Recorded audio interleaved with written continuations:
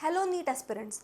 आज हम पढ़ेंगे एक नया टॉपिक, वो है फ्लाजेला या सिलिया, जो लोकोमोटरी ऑर्गन होता है बैक्टीरिया का, सेल का।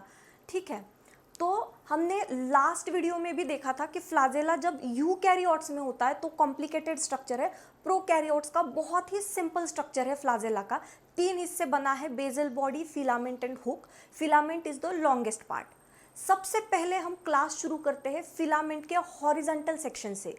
अगर फिलामेंट का जो लॉन्ग स्ट्रक्चर है फिलामेंट, इसका अगर एक हॉरिजॉन्टल सेक्शन ले लो, एक हॉरिजॉन्टल कट ले लो, तो वो कैसा दिखता है, इसकी बहुत अच्छे से इलैबोरेट डायग्राम भी हमारे किताब में एनसीईआरटी में दी हुई है। Let me explain that diagram to you. सबसे पहली जो आउटर वॉल दी गई है that is plasma membrane of filament. Filament का प्लाज्मा मेम्ब्रेन है और इसके अंदर कोर स्ट्रक्चर ऑफ फिलामेंट है। जो कोर स्ट्रक्चर ऑफ फिलामेंट है उसी को कहते हैं एक्सोनीम। ठीक, तो एक्सोनीम के पेरिफेरल माइक्रोट्यूब्यूल्स ऐसे वर्टिकल अरेंज किए हुए, अरेंजमेंट ऑफ पेरिफेरल माइक्रोट्यूब्यूल्स। अब ये माइक्रोट्यूब्यूल्स कुछ इस तरीके से अरेंज्ड है कि वो दो ग्रुप्स दो सर्कुलर के ग्रुप्स बनाते हैं, जिसके लिए उन्होंने डबलेट कहा है। ठीक है, तो ऐसे प्लाज्मा मेम्ब्रेन के अंदर पेरिफेरली ऐसे 9 माइक्रोट्यूब्यूल्स के, पेरिफेरल माइक्रोट्यूब्यूल्स के 9 डबलेट्स होते हैं। इनको डबलेट भी कहा जा सकता है या इनको पेरिफेरल माइक्रोट्यूब्यूल्स भी कहा जाता है। ये 9 डबलेट्स के बाद अंदर एक सेंट्रल शीथ है। ये किसी तो इंपॉर्टेंट स्ट्रक्चर को कवर कर रही है। ये इंपॉर्टेंस है उस सेंट्रल शीथ की। सेंट्रल शीथ के अंदर फिर और 2 सर्कुलर स्ट्रक्चर्स है।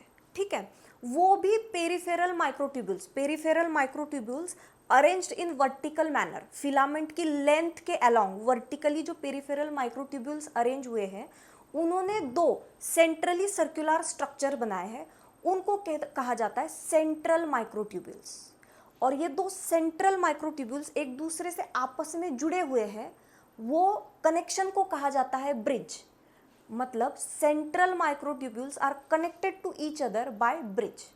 सो सेंट्रल माइक्रोट्यूब्यूल्स है जो एक दूसरे से कनेक्टेड है ब्रिज से। उनके अराउंड एक सेंट्रल शीथ है। सेंट्रल शीथ के बाहर 9 पेरिफेरल माइक्रोट्यूब्यूल्स या डबलेट्स है। यहां तक समझ में आया? ये जो डबलेट्स है या पेरिफेरल माइक्रोट्यूब्यूल्स है, ये भी आपस में एक दूसरे से जुड़े हुए हैं। अब जब तुम डायग्राम देखोगे तो डायग्राम में ग्रीन कलर से उन 9 डबलेट्स को जोड़ा हुआ दिखाया है और फिर उसे नाम दिया है इंटर डबलेट ब्रिज। ठीक है, अब ये इंटर डबलेट ब्रिज 8.5.8, ये जो सिलियम एंड फ्लाजेलम, ये जो पैराग्राफ है, इसमें इंटर डबलेट ब्रिज ये वर्ड कहीं नहीं है, पर डायग्राम में इस लिंक को, ग्रीन कलर से जो डबलेट्स एक दूसरे को जोड़े हैं, उसको नाम दिया है इंटर डबलेट ब्रिज। और हर इंटर डबलेट ब्रिज के राइट और लेफ्ट साइड पे 2 और कनेक्शन है, एक लाइन आती है और एक गोल बनाती है, एक लाइन आती है और गोल बनाती है। ठीक है, उसका नाम डायग्राम में तो नहीं है, पर पैराग्राफ के एक्सप्लेनेशन में जरूर दिया है कि peripheral doublets are also connected by peripheral linkers. So logically हमें यह लग सकता है कि दीज आर द लिंकर्स। ये जो एक फाइबर आ रहा है और फिर उसके ऊपर गोल, और इससे जो पेरिफेरल डबलेट्स कनेक्ट हो रहे हैं, that must be linkers.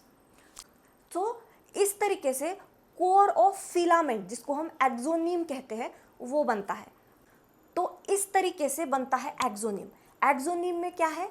Peripheral 9 microtubules है, 9 पेरिफेरल माइक्रोट्यूब्यूल्स और 2 सेंट्रल माइक्रोट्यूब्यूल्स। तो क्या मैं इसे 9+2 एरे कह सकती हूँ? तो हाँ। सो फिलामेंट की जो अरेंजमेंट है उसको 9+2 एरे भी कहा जाता है। ठीक है, I hope this is clear. अभी हमने फिलामेंट का हॉरिजॉन्टल सेक्शन को स्टडी किया। प्रोकैरियोट्स, इस हेडिंग के अंडर जब हम फ्लाजेला पढ़ते हैं, तब flagella is a extension of cell wall, ऐसा दिया गया है।